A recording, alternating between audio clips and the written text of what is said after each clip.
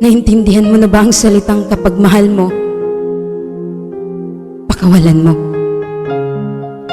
Sa una, naguguluhan ako. Kasi syempre, mahal mo nga.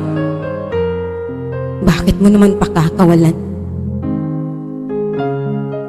Until na-realize ko na totoo pala ang ganito. Na kailangan mo nang hayaan ng taong gusto nang umalis. Kailangan mo nang pakawalan ang taong minahal mo ng totoo. At gusto mong maging masaya siya.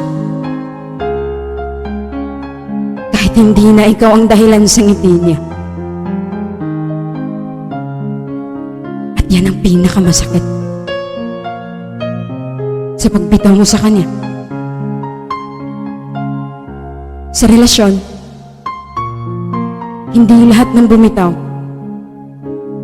ay hindi na mahal.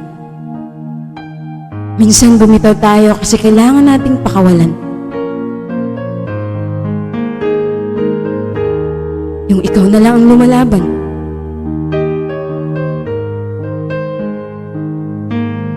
Hirap ka nang iangat kasi. Hinihila naman niya pababa para ikay sumuko na.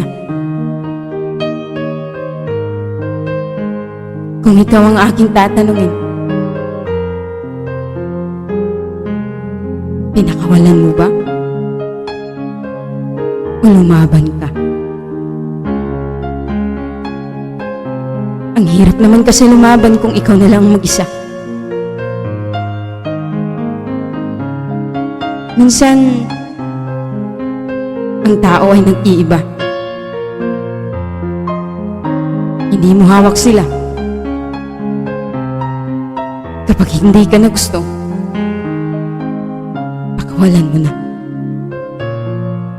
Kahit masakit, kahit alam mong ikaw ang masasaktan, at siya ay sasaya pag bitaw mo sa kanya. Mahirap, pero kailangan. Siguro naman hindi na tayo magmukhang tanga. Kung pagkakawalan natin ng isang tao, kahit mahal mo pa.